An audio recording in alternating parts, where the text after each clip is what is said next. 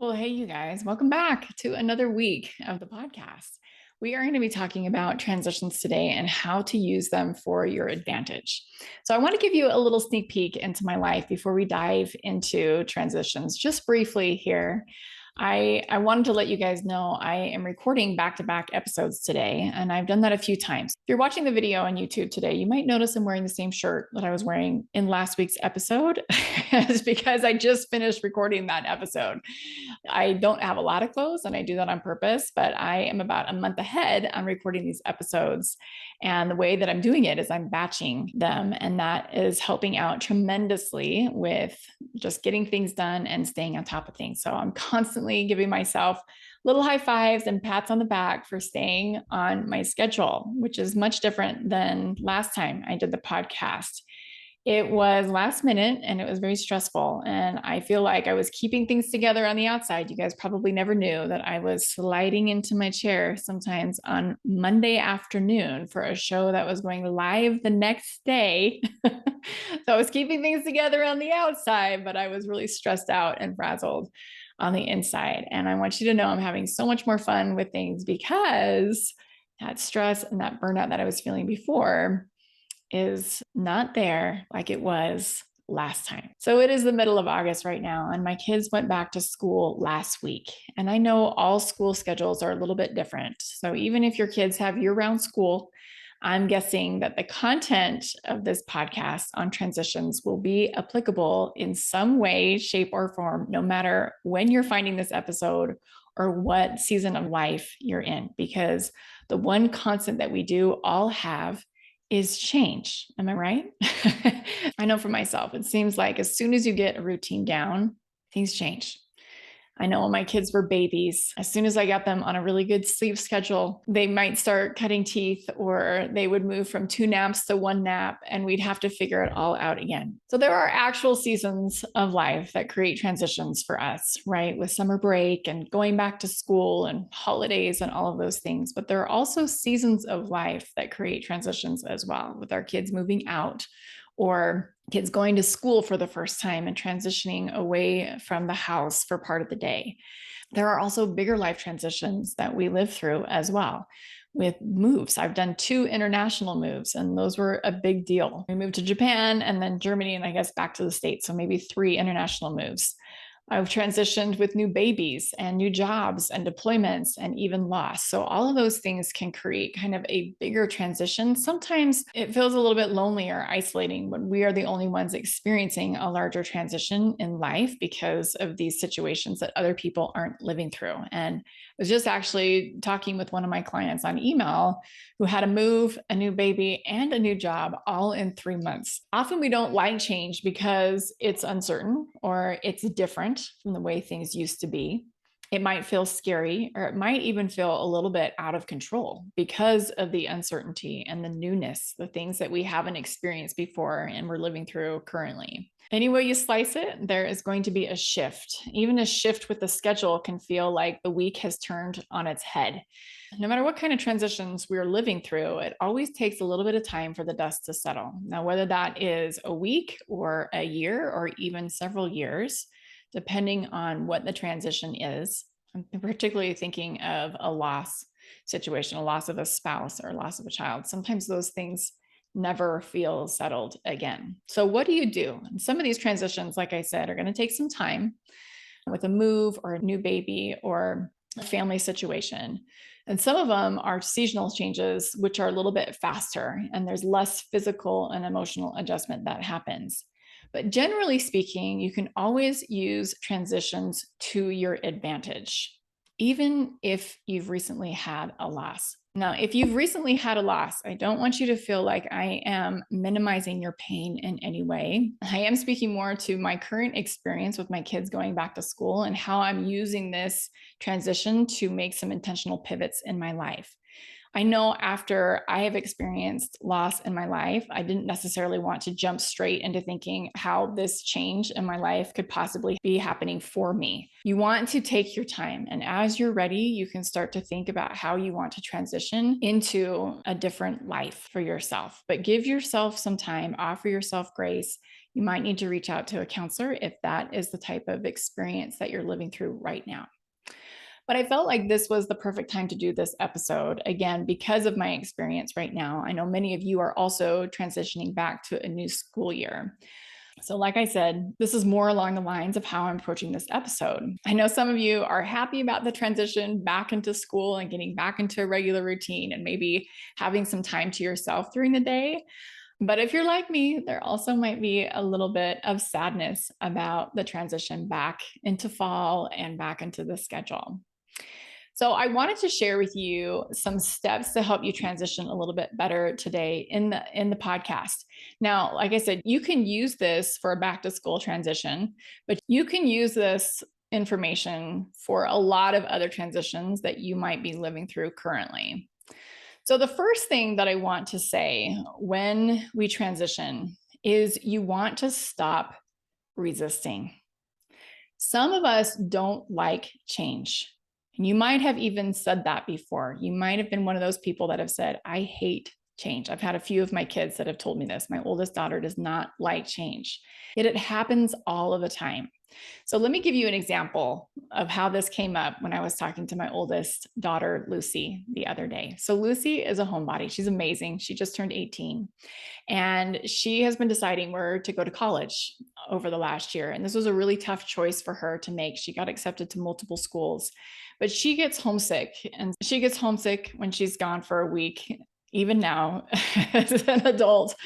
She also has a great job that she loves, that pays really well. That was hard to walk away from if she had moved out of state.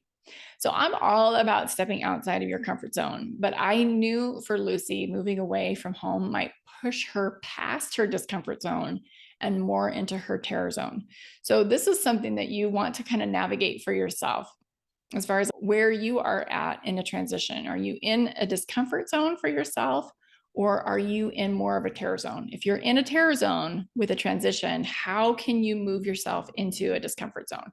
So what I mean by a terror zone is there's things that get us outside of our comfort zone, right? Those things I think we're familiar with, where you feel this uncertainty about something. There might be some low levels of anxiety or maybe even stress or overwhelm with something brand new. You don't know people, you don't know place, you don't know transportation, you don't know those kinds of things. However, a terror zone for somebody is pushing past even that. So moving into a space where you feel overly anxious or overly overwhelmed or overly homesick, like those kinds of things where you're just like, listen, I can't manage these emotions and do well at school, for example, at the same time. So these are things that we were all kind of weighing together as a family to support her. So even though we weighed all of these options, she's now kind of questioning or second guessing if she made the right choice, because she's got friends that are leaving and she's wondering if she's going to make new friends. She's wondering how all of this is going to work out in the next couple of weeks and into this next semester. One of the things that we were talking about is it's totally okay to be sad. You want to, for sure, take a minute to feel your feelings. It's always so important to feel your feelings. What keeps us feeling out of control is when we resist the change.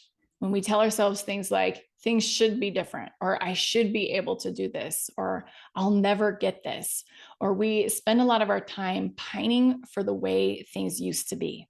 So as you're moving into the school year, you might be like me, thinking, oh, I wish it was summertime, or I wish it was like last year where my kid had this teacher, or whatever it is. We spend a lot of time pining for the way things used to be. Or maybe even thinking, I'm not even sure if I made the right decision. So it's good to remember that if things always stayed the same, there would be no growth, right? We all grow up and grow out of our current situations.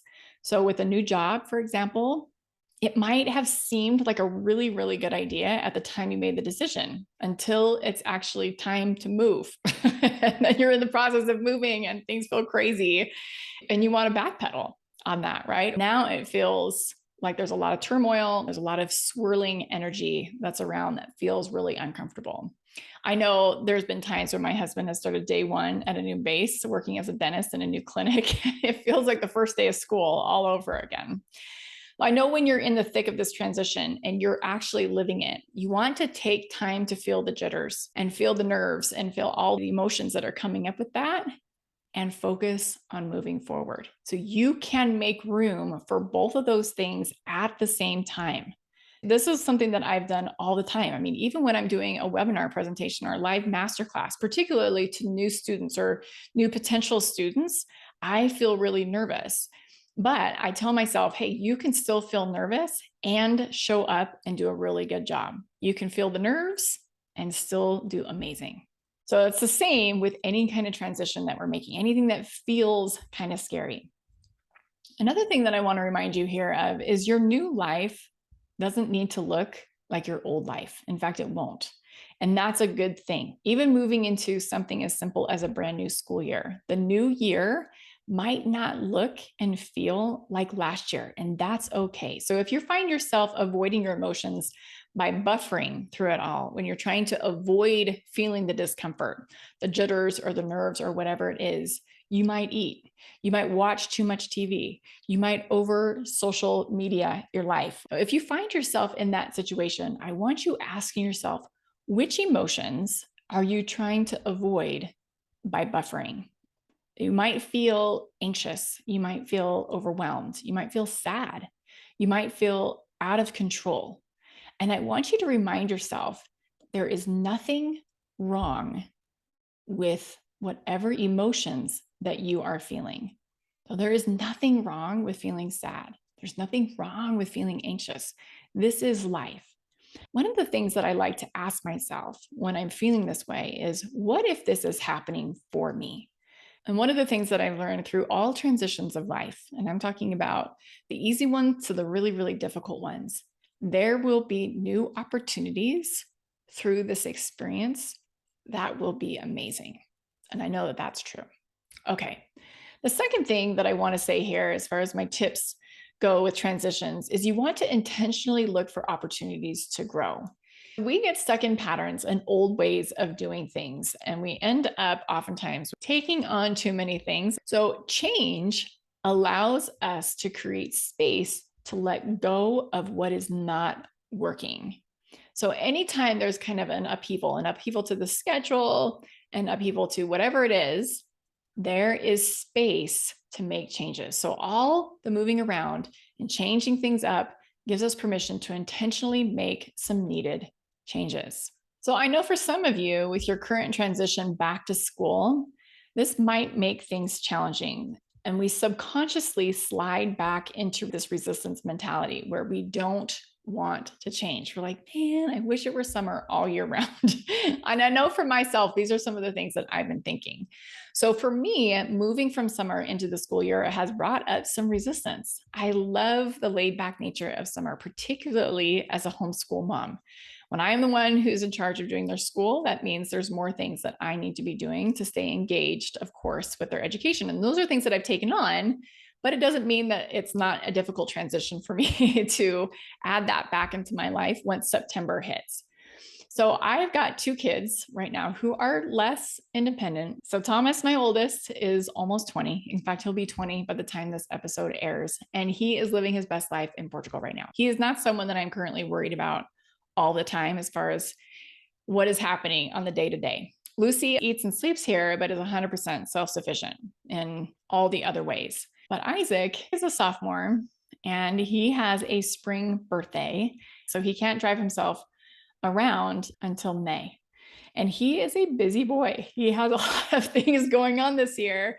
And we have made some decisions to support him in some of the activities that he wants to take on. So I kind of feel like because we made these decisions, I, of course, was called to be the part-time on-call chauffeur for my son. And I've kind of joked about it, but there is this element of just like, oh man, I'm not gonna lie, because he is out the door for early morning seminary at our church, which starts at 6:20. And then he goes to high school that is close to our house. It's kind of close by to where the church is, but there's no bus access for him. So I need to wait at the church in order to take him where he needs to go after. There aren't any kids currently at the church who go to the same school that he does. And he has this split schedule. So sometimes he has 3 hours between classes and he wants to come home to get things done and to eat a healthy lunch and to practice the piano, which is okay because school is just 5 minutes from my house. And then after school, he plays soccer and he works and he still does taekwondo and piano. So there are some things that I need to be hyper aware of on my schedule about what he's doing so that I am there to pick him up and take him where he needs to go. Now, this is all a conscious choice. This is all an intentional choice that I'm making to support him this year, but I haven't done this since my son Thomas was a freshman and his schedule was similar to this. So now that his schedule is tightly interwoven with mine, it means that I am committing to be there for him. I am thinking about this as how can I use this opportunity for me? As I'm moving forward into this year, I need to get really good at saying no. Again, I feel like there are little habits that slowly start to creep back in as I'm less aware or less conscious about my time and all of those things. So I'm really good at saying no again. I'm working on simplifying my life. I'm working on getting really creative with how I can combine certain things together so that I can use my time really wisely. So, for example, while I wait at the church for him, I write. In fact, I wrote this podcast, the content for this podcast episode this morning while I was waiting for him at the church. I've also realized it's really important for me to focus on my bedtime so I can get up and I can have my sacred morning time, which is one of the most important things that I do during my day before heading out the door with him. Because once I'm there at the church, I want to be really focused. I want to be really centered on that one thing that I have planned to get done in that hour of time. And I can't do that if I'm not grounded myself. So that means I have to start the night before. You probably remember me saying this before in previous podcast episodes. My day starts the night before, so I need to be really, really diligent about getting to bed on time so that 5:30 alarm does not feel like a slog. Okay, so that kind of brings me to my third point, and that is to change your attitude. Oftentimes, when we transition, I've been guilty of this even over the last few weeks. I have been complaining about things. I work out with a really dear friend of mine in the morning, and she's heard all about how much I'm going to be driving my son around. If you're transitioning into a season of your life that is not ideal for you, maybe it's not exactly what it is that you wanted, you've got two options. You can take the easy yet painful road of complaining and focusing on how things stink, or you can take the higher, more peaceful yet harder road of changing your attitude about it. So I have to admit, like I said, this transition into this year with knowing how much Isaac wanted to be involved in all of the things and having my husband deployed at the same time, at least for the next couple of months, and spending so much of my time in the car, I grumbled about it a little bit. I noticed that I was doing this. So I made the decision that I was going to make the best of it, particularly focusing in on all of that extra time that I get to have with my son. He is so fun and I love him and I get to spend that time with him in the car. And I know how fast the next 3 years are going to go. And so I'm really, really grateful for that. And I just remember the time that I had with Thomas and all the time that I spent with him in the car. And that was just fun, all of my kids. But once Thomas got his driver's license, then he took Lucy around. So I didn't have that time with her in the car, but Lucy and I spend time in other ways. So we are often unwillingly adding more stress to our lives because we have a bad attitude about things. We just don't want to, which is just a thought and one that we can easily change. So before I was focusing in on how much time I was going to spend in the car. I was resisting all that time. I didn't want to give up my time to be in the car. But what changed was I wanted to spend that time with Isaac. I get to be in the car with Isaac and I get to find out how his day has gone and what he's looking forward to. And like I said, I just know how fast the next couple of years are going to fly by. And I'm really grateful that I have this time with him before he's off and doing his own thing, which is going to be here before I know it. All right. The fourth tip that I have is you want to use your transitions to your advantage. Like I said, not only do I get to spend time with my son, but I have an hour, a whole hour in the morning of uninterrupted writing time that I'm going to use. Now, I usually write in the morning, but I write at my house, which gives me ample opportunities to get distracted here, right? So when I'm at the church, it's me in this quiet room with whatever I choose to bring in there with me. I don't have a computer. I don't have my phone. I don't have any laundry or other things at home that distract me. When Thomas was a freshman, I used that wait time to work out in the gym that they have in the church. And I met some friends there and we had a really good time. It was slightly awkward to have high school seniors walking through the gym when we were all in Shavasana or happy baby pose at the end of our yoga practice, but I got over it. All right. Now, the last tip that I want to say here is how can you double down on your self-care? Don't misunderstand me. When I say double down, I'm not necessarily meaning double the amount of time you're spending on your self-care. But what I mean is to be more intentional and more strategic during times of transition. So sometimes this is hard to detect that we need to double down on something because, particularly in transitions, we have a tendency to just continue to plow forward with our life.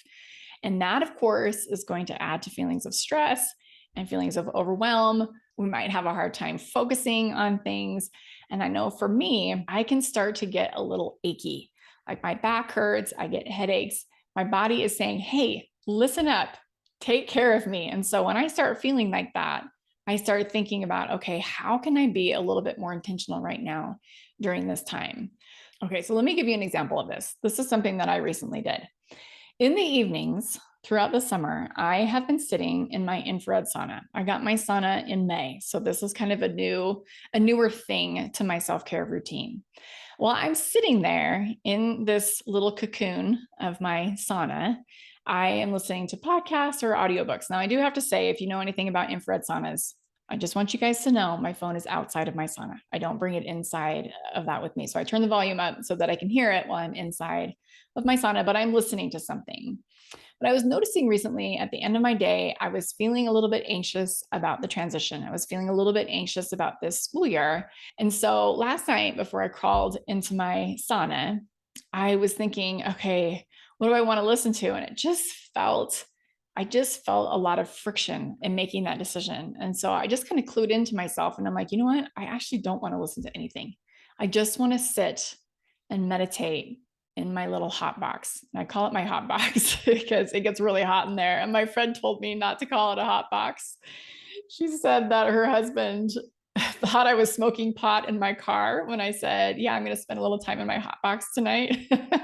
I'm not doing that. I don't smoke pot. That is something that I thought was kind of funny. But I just decided last night that I was going to sit in silence and just focus in on my breath and do an evening meditation while I was in my sauna. And it felt amazing.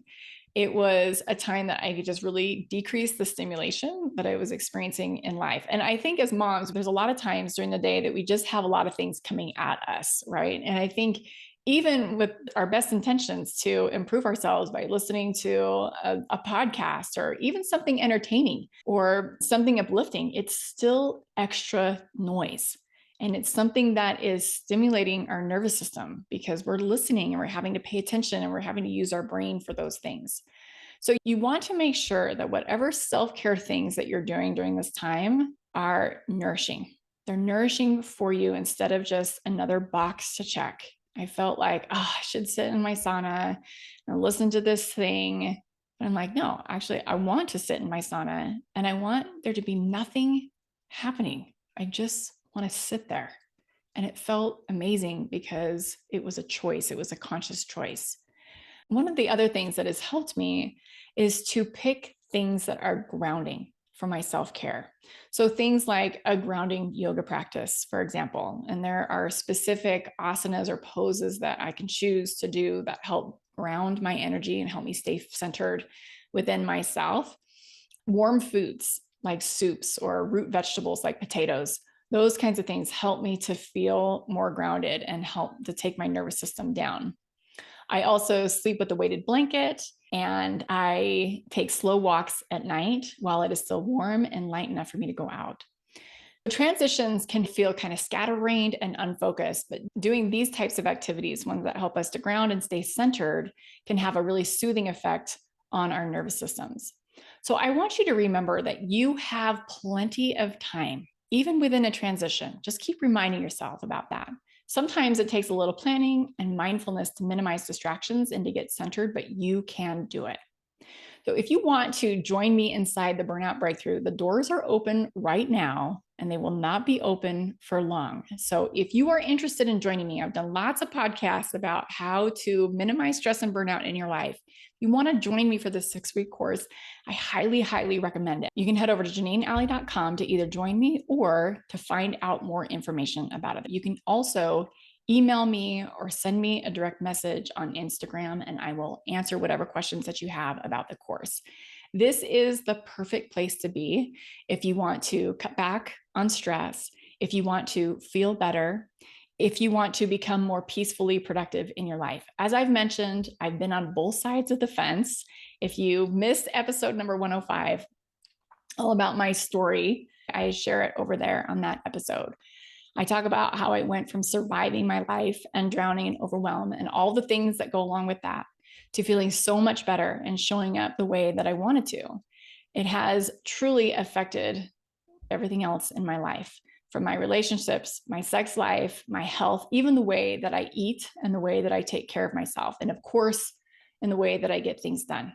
I am able to enjoy my life so much more because of the things that I'm sharing inside of this class. And that's exactly what I want for you. So if you want to join me, head over to JanineAlley.com, and all of the information will be over there on a sales page, and you can join me. The class starts on Monday, and I hope to see you there. All right, my friends, that is all that I have for this week. I hope you have a beautiful rest of your week, and we'll talk to you guys soon. Take care. Bye.